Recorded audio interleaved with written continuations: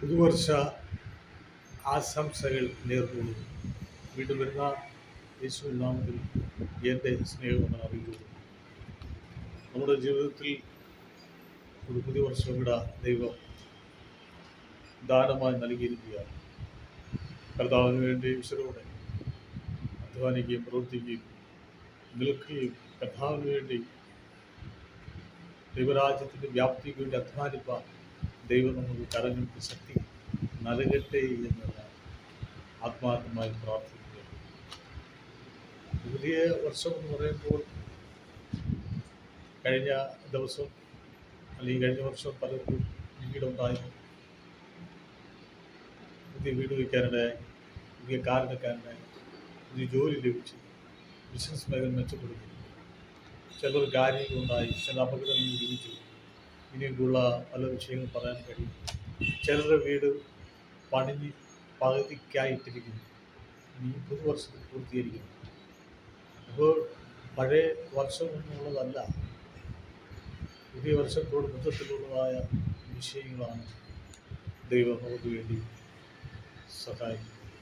അവരുടെ മഹത്വമേറിയ കരത്തിൽ നമുക്ക് എപ്പോഴും സ്തുതിക്കുകയും ആരാധിക്കുകയും മഹത്വപ്പെടുത്തുകയും ചെയ്യേണ്ട കാലഘട്ടം.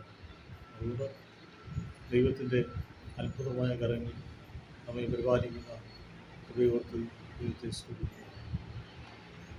എത്ര ദൈവത്തെ സ്തുതിച്ചാൽ, എത്ര മഹത്വപ്പെടുത്തിയാൽ നമുക്ക് മതി വരില്ല.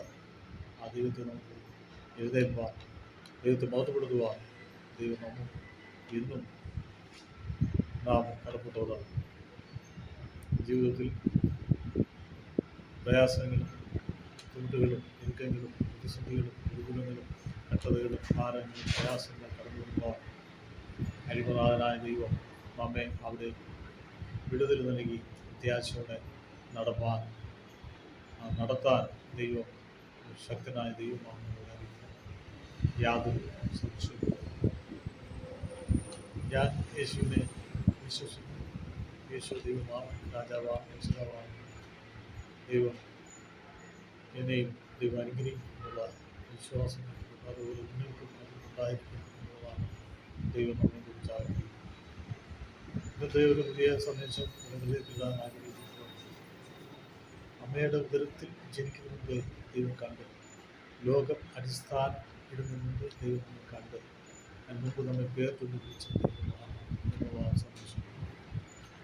അതുകൊണ്ട് അമ്മയുടെ ഉദരത്തിൽ ഭണ്ഡാരമാകുന്നതിന് മുമ്പേ ദൈവം നമ്മെ കണ്ട് എന്ന്